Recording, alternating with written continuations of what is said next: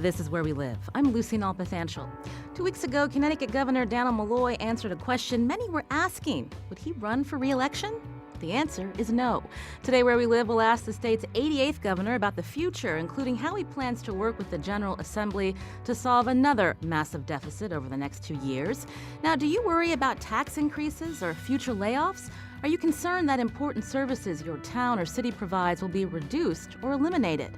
You can ask the governor a question, 860-275-7266. You can find us on Facebook and Twitter at Where We Live. Also, Where We Live is on Facebook Live right now, and the cameras of CTN are here too. Governor Malloy, welcome back to Where We Live. Great to be here.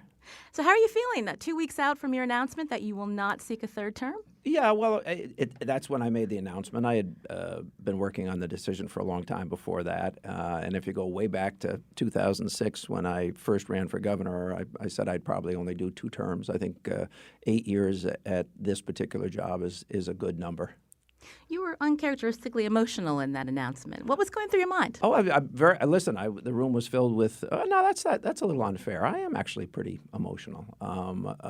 Let's start back there. I'm deeply gratified for the people who have worked with me and for me, and it was a room filled with those people. I'm, quite frankly, very proud of a lot of the things that we've accomplished. So that's what the emotion was about. And of course, both my wife and I have devoted much of our life to public service. I was mayor for 14 years. I'll be governor for 8 years. I served on boards and commissions for 12 years before that. It's a long body of work, of which I'm, rightly or wrongly proud. When you made that announcement, you mentioned again a lot of people that know you well were in that room. But what about the residents of the state of Connecticut, many who still want to blame you for where we are today? Well, they can blame me. I mean, that's their prerogative. The reality is that Connecticut was going down the wrong road for a long period of time, perhaps in slow motion, so people didn't recognize what they were doing. And it fell upon some number of people during a given period of time to stop that slow motion. You don't stop a train on the spot. If you could stop a boat on the spot, the Titanic would still be floating. But there's a lot of work to be done. I think some of the greatest challenges have a lot of culpable hands. A lot of folks didn't provide for the long-term obligations of the state while they were making promises that further enhance those long-term promises. And it was a gigantic mistake. Our underinvestment in transportation, which I think is one of the reasons that our economy is not as strong as it could and should be, occurred over a 40-year period of time. Our educational decline, particularly in our urban environments, probably occurred over a 50-year period of time. I mean, these are long-term and systemic issues that you cannot change overnight, but you hope to make some amount of progress while you're in a position to do so. Unfortunately, I don't think other people took the job quite as seriously. Meaning they passed the buck. Yeah. That's what they did. They passed the buck, and that's not. I'm not simply saying that of any particular office or any particular group of people over a long and quite frankly, not limiting it to elected officials. Why did it take my administration to put generally accepted accounting principles in place on the first day in office? Why did it take my administration to tackle the pension obligation in a serious way as opposed to kick the can down the road kind of way, which is what had become so popular over a long period of time. So, listen, we're in this together. We got to find a resolution together. It won't be found overnight, but every day we try to make progress.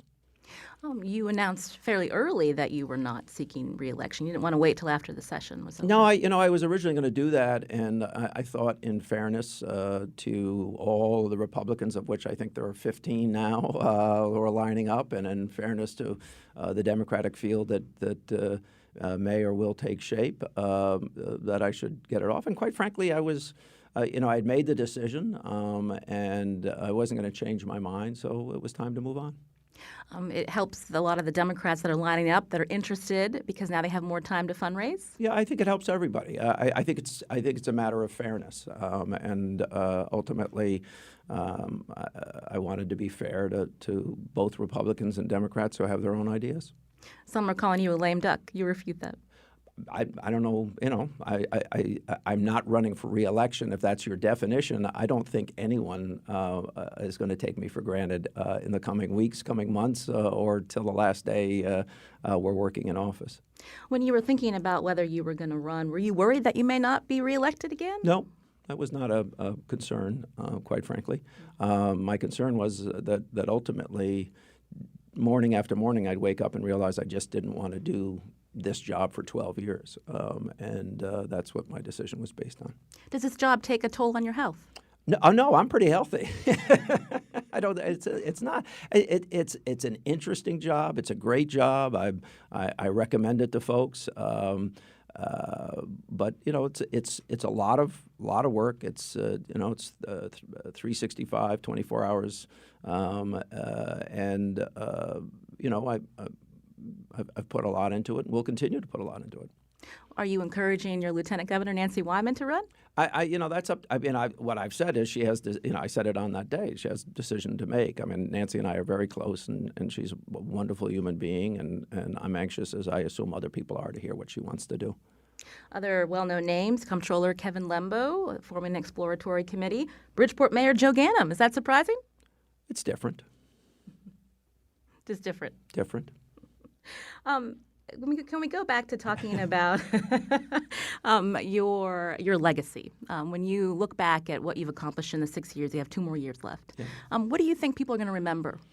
I think educational reform, which has already produced the highest graduation rates in our state's history, and most of that coming in urban environments. I think lowest crime rate in 50 years, a prison population that is shrinking rapidly, and a criminal justice system that is more fair.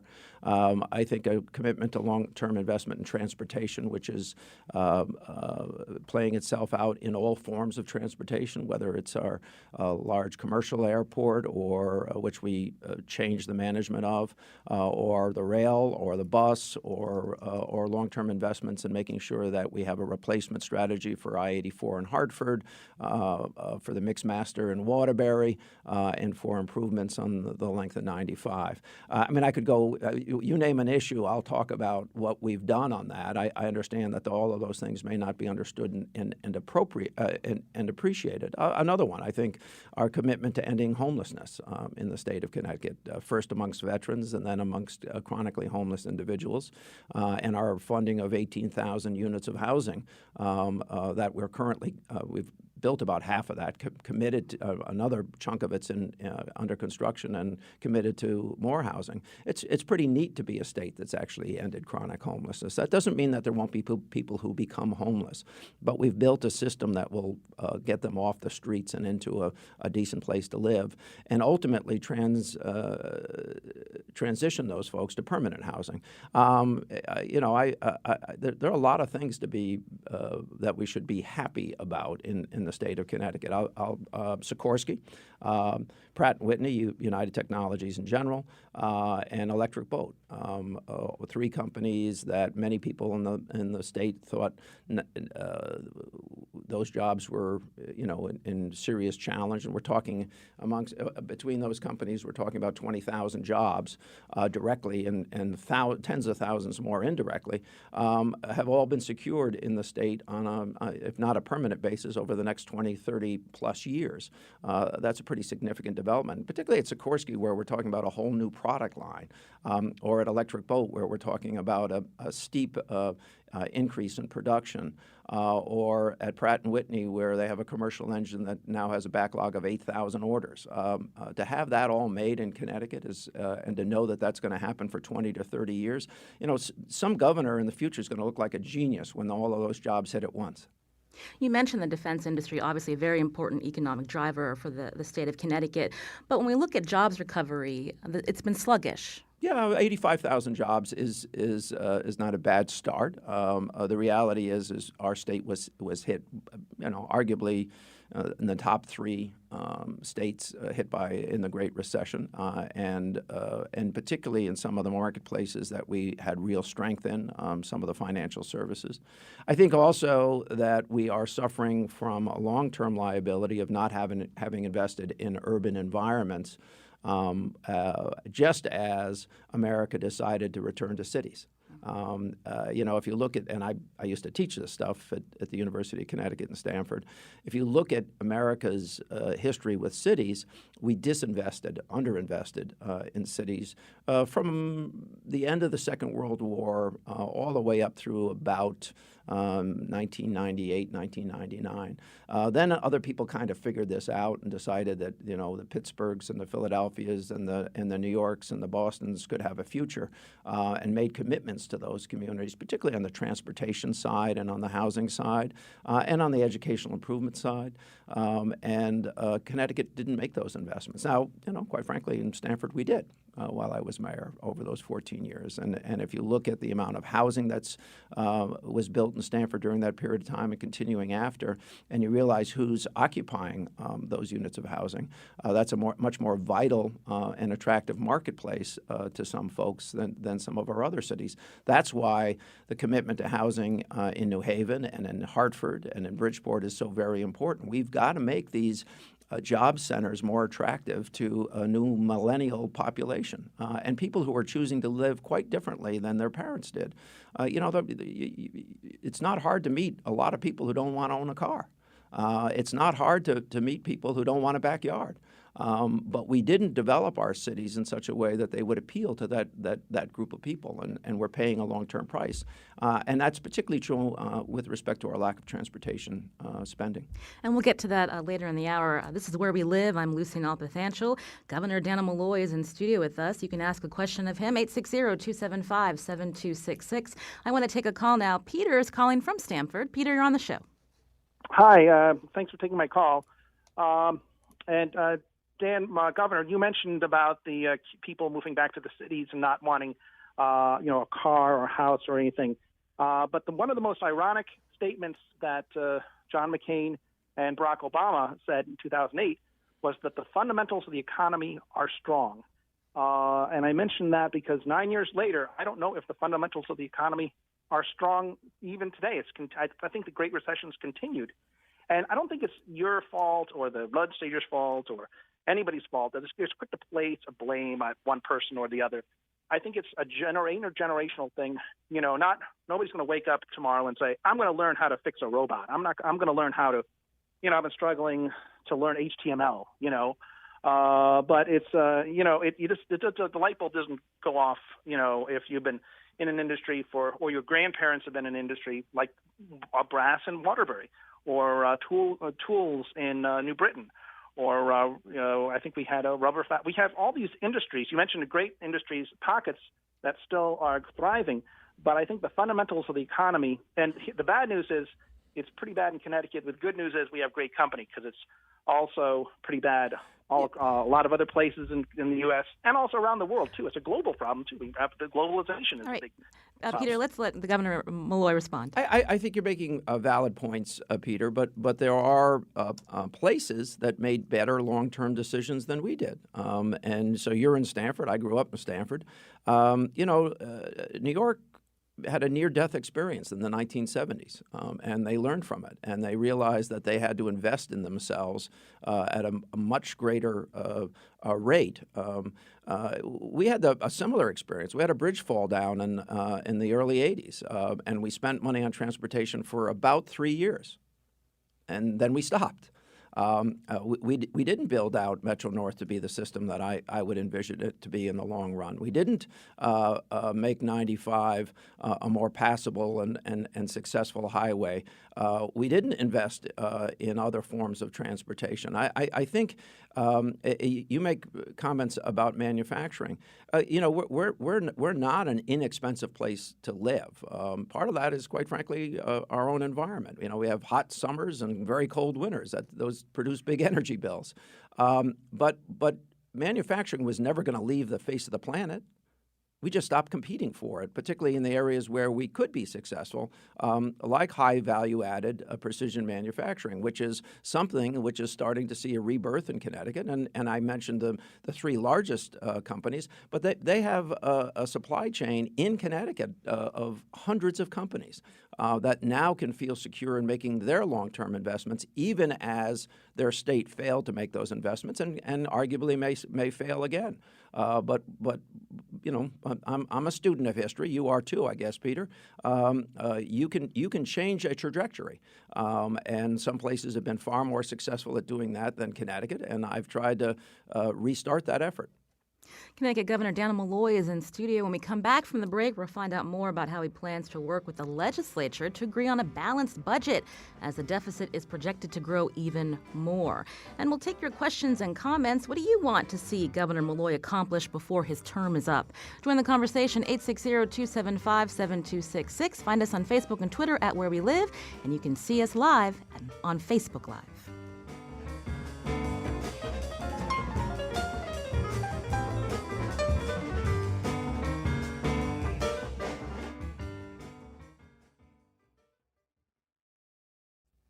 This is Where We Live. I'm Lucy Nalpathanchel. Governor Dannel Malloy is in studio with us. It's a busy week for him. Today he's meeting with leaders in the General Assembly to talk about how they'll work together to come up with a balanced two-year budget. The challenge to plug a $3.6 billion deficit has grown due to falling income tax collections. Do you have questions for Governor Malloy? Join us, 860-275-7266. Find us on Facebook and Twitter at Where We Live. Governor Malloy, tell us, how bad is the news on income tax collections? Well, I think income tax payments are down, particularly by extremely wealthy individuals in our state, and that could be for a number of reasons, and that probably is because of a number of reasons. But that's where as far as we can see so far in our early analysis, where most of this is coming from. So billionaires are paying less taxes in Connecticut at the moment. But I think it is emblematic of a larger problem, and that is that we, for a very long period of time, and I've asked the legislature not to do this, has been putting our eggs in one basket, and that is that the top 1% would pay 30 or 35 or more percent of our actual revenue. They wake up to that at some point, and they react, and then there are reasons to react even further, such as President Trump's election and his promise of tax reform in 2017 could be an indication why some people might divert profits that they might have recognized in 16 into 17. That may be part of it. We don't know. People deciding to live in other jurisdictions. Quite frankly, it was a tougher year than I think a lot of people thought in the hedge fund industry as well. So, you know, there are a number of reasons, but we are probably the most dependent state on highest income earners out there. And that makes these swings, which are relatively slight if we had a broader tax base, extreme in a place like Connecticut. We had Keith Phaneuf on Where We Live last week, a state budget reporter. He told us that projections are $450 million short. Is that on target? I think we're going to have the numbers later today, based on the final numbers that came in Friday. So I would expect that's in line with what we're talking about. There are some areas where tax collections are up and the like, and we have a long time to go in the fiscal year. But I think making judgments about where we might be in the next 2 years based on filings is an appropriate step to take. And what we'll do on my side of government is then produce a budget that's in balance. That's what we do every time. And then folks will react to it, and hopefully by the end of the session we'll have a budget, or at some time in the future we'll have a budget. We heard from someone on Twitter who wants to know, why are projections so off? Again, you don't. I tried to explain part of that. We don't do a survey of our billionaires and say how much money did you make last year, and so you make assumptions based on quarterly payments. I mean, I can get very technical on this stuff, but you don't know until it's over. One of the interesting things is the first early part of April was actually very strong, which is another reason why this is evidenced in our highest income earners. That's why. So if you had asked, and I wouldn't answer the question early in April, how are tax collections? But now I'll answer it. Early in April, tax collections were very strong, which means that the average person didn't have such a bad year. But the extremely wealthy, for perhaps a number of reasons, had a different year. You're going to be talking about this with lawmakers later today? I think we have a conversation tomorrow. I think I had invited Republican and Democratic leaders. I do that on a regular basis, try to get people around the table to have a conversation about the long-term trajectory of Connecticut and how we change it. Because income collections are lower than expected, how much more of a deficit are you going to have to plug over the next 2 years? Well, the budget that I proposed was balanced, and I stand by that budget for a lot of reasons, some of which you may or may not ask me about. So for my budget purposes, if we adjust the out years, say $500 million or $600 million or $700 million, that's what it is. Now, put it in perspective, it's a $20 billion budget. So it is difficult, particularly after lean years. I mean, when I gave my budget address, I pointed out that if the legislature stayed within my spending number, that would mean that we would have 8 years in which our average increase in spending would have been 2% or less.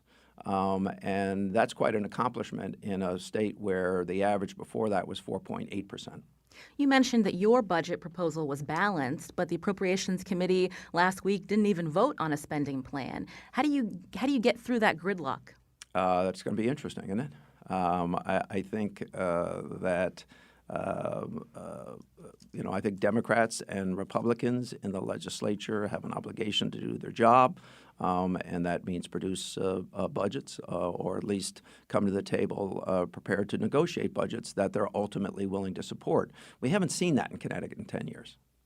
I want to take a call now. Richard's calling from Morris. Richard, you're on the show. Good morning. The reason I'd like to say the following is many people think that the burden of economic activity and advantages are in the hands of, say, the governor. I would like to point out that I have property here in the town of Morris and have been active in the town of Morris. What I have noticed is for about over a year, over a year, our Economic Development Commission, which is supposed to be involved in promoting economic activity, not just for the town of Morris, but to ripple throughout the state of Connecticut with its advantages. I'll give you an example.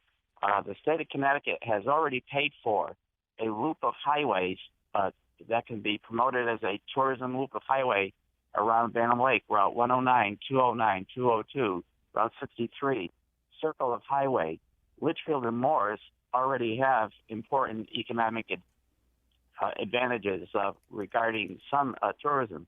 But Dannel Lake, Connecticut's largest natural lake, could be promoted because there's property that my family has used to be owned by Walter Mack, president of Pensacola Company. He called it top of the world. It's already zoned lake commercial. It can promote 300,000 square feet of buildable floor area to promote taxes, not just for Morris, but to provide a tourism advantage that is presently not here in the town of Morris. Again, our Economic Development Commission in Morris should be getting together with Litchfield. And of course, Litchfield and Morris should recognize the advantages that can be not only for our area, but the tourism advantages can have a ripple effect in the surrounding towns. Again, promoting that tourism loop, I call it villages around the lake and woods. Thank you, Richard. I'm going to have the governor respond. Richard, if I remember correctly, the land you're referencing was also once owned by Yale University, or at least adjoins the property that was once owned by Yale University. But I mean, you're right. I mean, economic development takes place on a national basis, a state by state, a metro area, and ultimately a local community. And a lot of our communities are less accepting of economic development than others. I wanted to go back to the gridlock at the state capitol. Again, you're meeting with legislators, as you say, tomorrow to see how you can compromise on a balanced budget before the end of the session, June 7th. The Appropriations Committee didn't vote, Governor Malloy. The Finance Committee did. And something that you had said after they voted, and their proposal didn't include any new taxes, you said in a quote that this year's budget should not and will not be driven by new revenue. Yeah. Tell us more about that, because if we're hearing that the deficit is going to grow even more, and when we talk about just cutting spending, how much more can you cut? Under your last 6 years, you have decreased state government by a considerable amount. What is left to cut? Yeah, no, I have decreased the size of state government sizably, while we've largely increased services. So we have created efficiencies over a period of time, and we've done that in a number of different ways, not the least of which is a fairly significant investment in technology that allows people to do more work in less time. For instance, creating paperless systems for analysis, or doing field reports in the field as opposed to making notes in a book and then going back and dictating a report. So I think we need to continue to make those kinds of efficiency-producing investments. I think that's part of what we need to do. Quite frankly, I listened to your intro, and you talked about people being unhappy about taxes and people being unhappy about cuts and people unhappy about change. It would be wonderful to have your job and be able to be all things to all people at all time.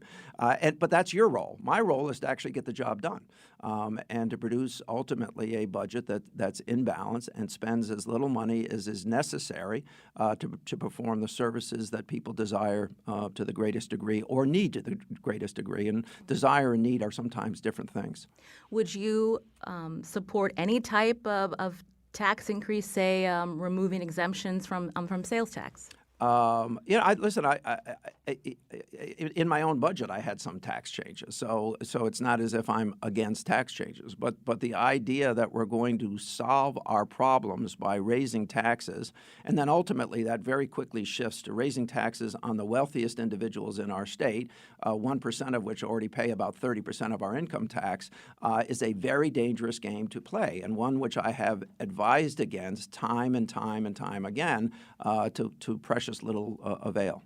We're getting a tweet from a listener, Sam. He writes, he or she, marijuana legalization is an only issue where people are begging to be taxed. It would improve public health, too. Governor Malloy, why not follow Colorado's success, according to Sam? I'm not sure it's a success, quite frankly, but that's ultimately a question for the legislature. I think there's a difference between what we've done, and that is to decriminalize and to make available for certain uses, and endorsing. But listen, the legislature would have to pass that legislation, and I don't think that there's any likelihood that the legislature is going to pass that legislation. This is Where We Live. You can join the conversation, 860-275-7266. We were talking about revenue. Adam from Waterford has a question. Adam, you're on the show. Yes, I am. Thank you very much. And Dan, I'm a big fan of yours since your Norwich Town meeting when I heard you speak, and I applaud your public service. I'd like to solve the revenue problems of Connecticut in less than 5 minutes. Primarily, by looking at other states, you see that each one of them has tolls by plate. Now, that would make other residents who use Connecticut roads pay for our expenses. And Connecticut has the best roads in the country. Unfortunately, with the traffic, you see them at 15 miles an hour. Yeah. But I believe that toll by plate with easy pass systems already in place is a very simple fix to help keep our roads maintained. And also, the other big question is sweepstakes gambling. I think that gambling should be allowed to everyone, not race specific, and especially when it comes off the reservation. And that would be a big money maker for the state of Connecticut. Okay, a couple of quick things. On the transportation side, we clearly, and I've been urging, this is literally from the day I was elected, been saying to the leadership, the elected leadership of Connecticut that our revenue with respect to transportation is insufficient to maintain our current level of spending, and our current level of spending has been under an underinvestment for the greater part of 40 years. And then what happens is a bunch of people start to play politics with it. Do you want tolls? Don't you want tolls? Do you want to increase this? You don't want to increase this. What I would love to actually see happen is a common acceptance that it's going to be very difficult to move Connecticut's economy forward on a long-term basis unless we solve some of our transportation problems. I mean, I refer to I-95 from the Greenwich border to at least through Bridgeport as we treat that one as a parking lot, and then if you look at the Merritt, which is just a few miles away in that stretch, we treat that as a museum. No other state does that. And your point about tolls as a way to do it, there are other ways to raise the revenue. We don't have a common acceptance that we need to make the level of investment that we have to make. I've asked the legislature to do one thing when it comes to transportation. That is pass a lockbox, so that you can then have a conversation about how much money you need to spend, how are you going to raise that money, and people in their homes don't have to be quaking that you're just going to raise money those ways to spend some other way or to dodge a hard decision that has to be made in the future. So on the transportation side, we're all in.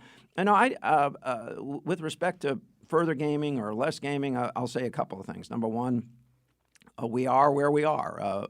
Prior legislators and governors made agreements with the tribal nations. I have a very good relationship with the tribal nations. We can't ignore the reality of our agreements with those tribal nations at our peril. They are challenged. I want to be very clear that the folks in Massachusetts want to take a sizable portion of the gaming revenue out of Connecticut and put it into Massachusetts. That is a real challenge. I think the tribal nations are trying to find a way to be competitive. I think we have to take a serious look at that. But you can't ignore the reality of the agreements that we have in place that are a matter of in essence, you can't change them without giving up about $250 million worth of revenue.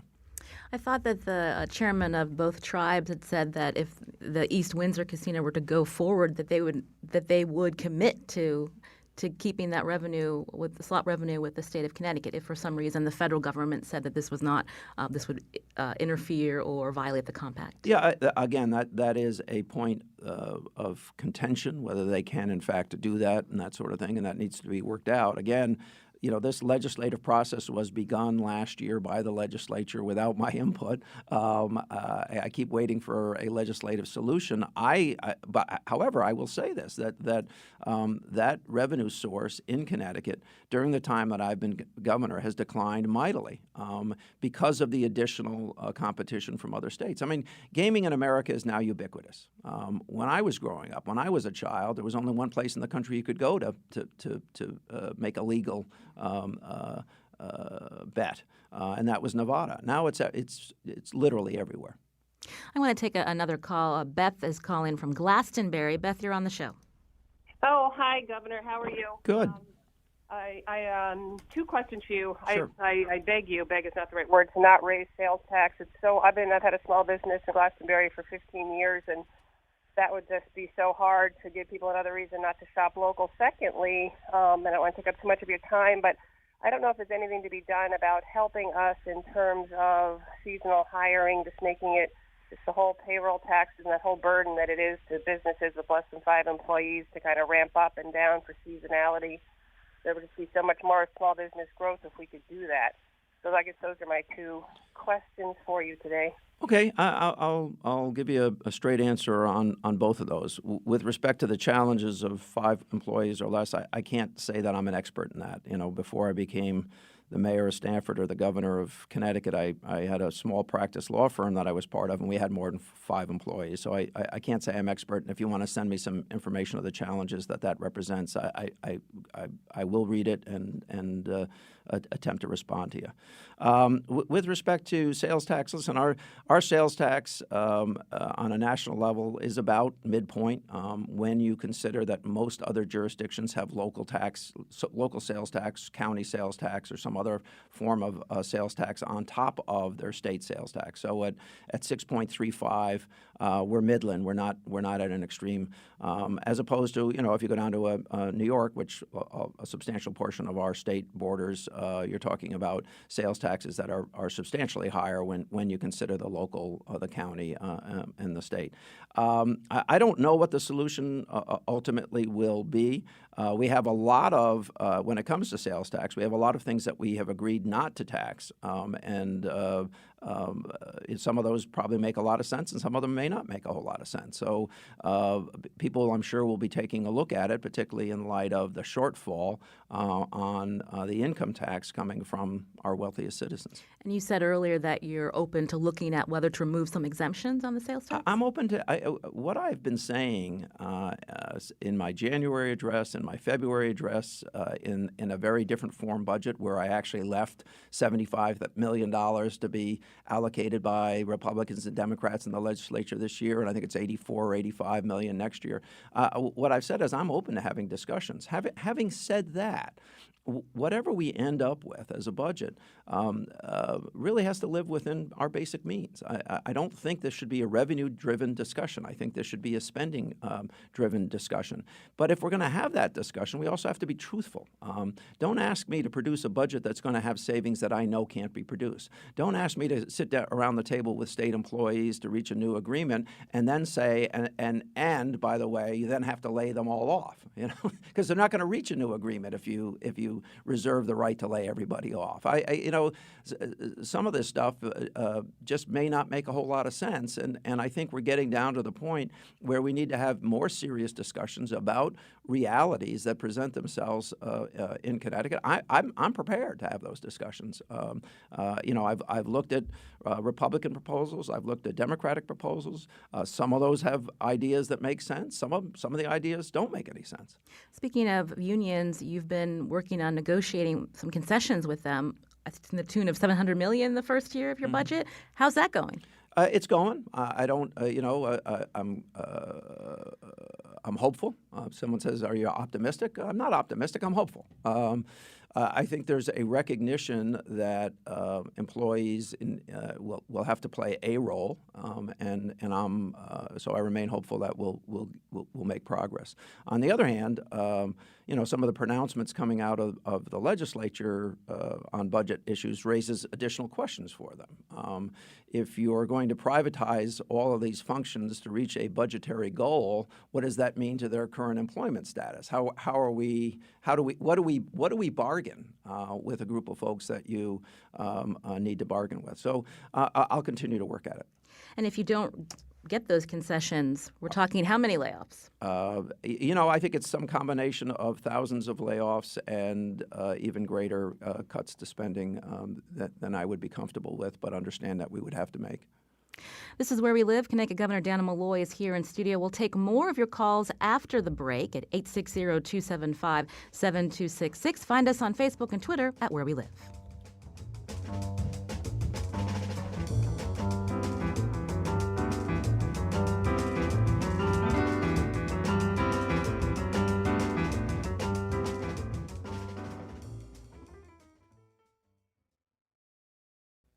This is Where We Live. I'm Lucy Nalpathanchel. Connecticut Governor Dannel Malloy is in studio with us to take your calls, your questions at 860-275-7266. Something that we're hearing from listeners and tweeters today, Governor Malloy, is what's happening with funding to improve the XL Center? Listen, we own for all intents and purposes, we own the XL Center. We either have to invest in it or we have to tear it down. It's that simple. It will not go on much longer without massive improvements. It won't be a competitive environment. And, this is an interesting weekend. We had the circus there, which was largely sold out night after night, or performance after performance.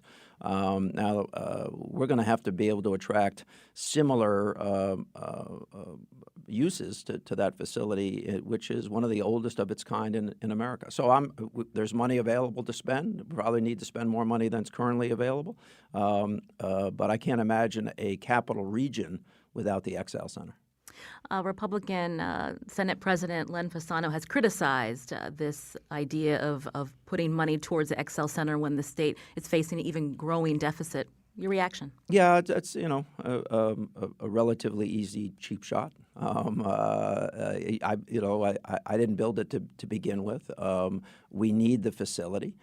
He knows that it would do great damage to the capital region, and if he doesn't know that, he should talk to the heads of Aetna and Travelers and United Technologies, and he should talk to the restaurants and the employers in the greater capital area and understand the significant financial impact of that facility in the capital region.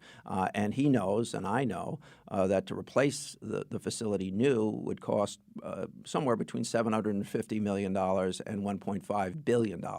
So to invest the kinds of money that we're talking about to modernize a facility so that it continues to be a draw makes a lot of sense.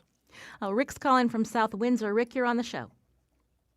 Hi, thanks, Lucy. Hello, Governor Malloy. Hello. Hi.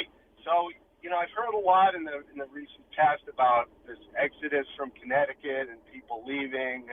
We're very highly taxed. The weather, like you said, really bad in the winter and hot in the summer. So why do people stay? And I think one of the reasons people stay is we have such wonderful natural beauty here. It's a beautiful state. And I would just hate to see the state parks, which I have seen recently, kind of deteriorating.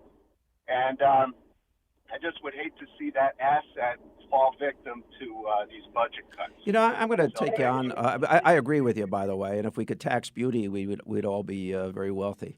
But on the investments in the parks, I'm actually kind of proud of that. I mean, I don't know whether you've been down to Sherwood Island, where we made significant new investments, and we've made new investments along all of the major facilities on the coast, and we're getting inland. A couple of years ago, I visited the remaking of cabins in one of our parks where we have overnight cabin rental. Having said that, we probably need to spend more. I wouldn't debate that with you, but we've made some very important and strategic investments, particularly when you consider what a beating Irene and Sandy gave to our shoreline, and that we had, although we got some federal money, we basically had to foot that bill by and large to rebuild those facilities.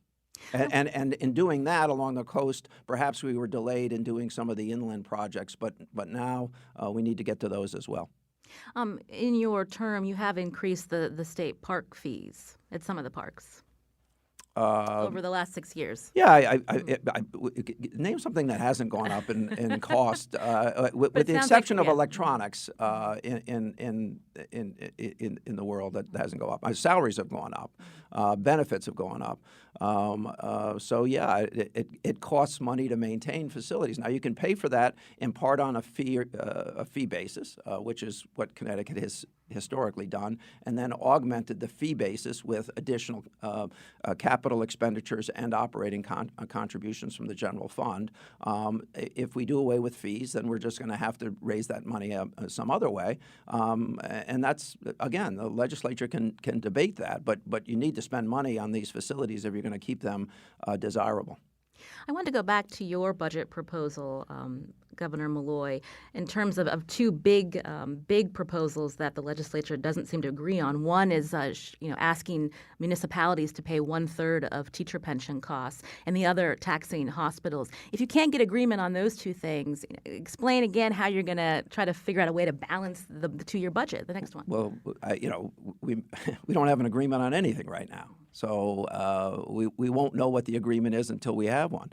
But one of the interesting points I made about the teachers' retirement, we're the only state that funds retirements this way for teachers. The only one.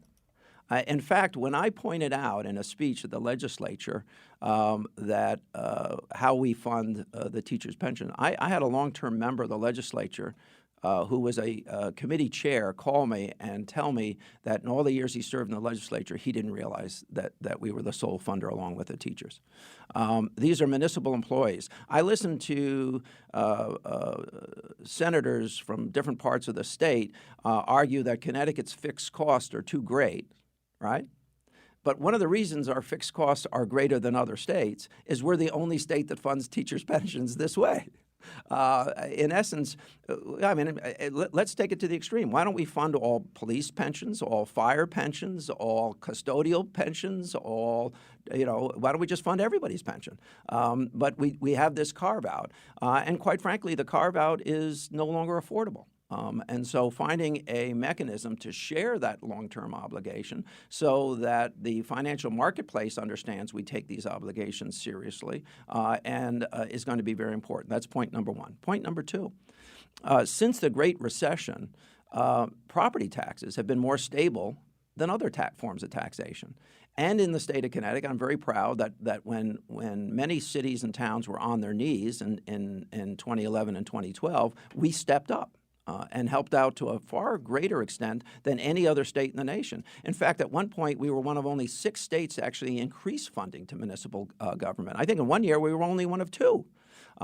So at some point, you can't continue to treat realities without addressing to new situations. And the new situation is that property taxes are very stable. And what we're seeing, particularly in a system that's very dependent on our wealthiest individuals, another tax system that's not as stable.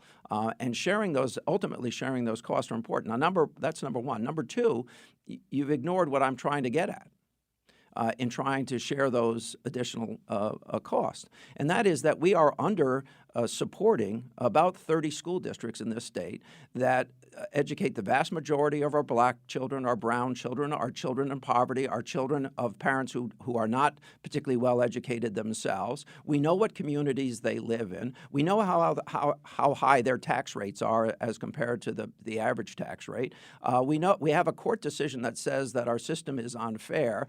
I'm trying to address it, and one of the ways to address that is to find the revenue necessary to bring those school systems up to the standard that you or I would like our children to be educated in.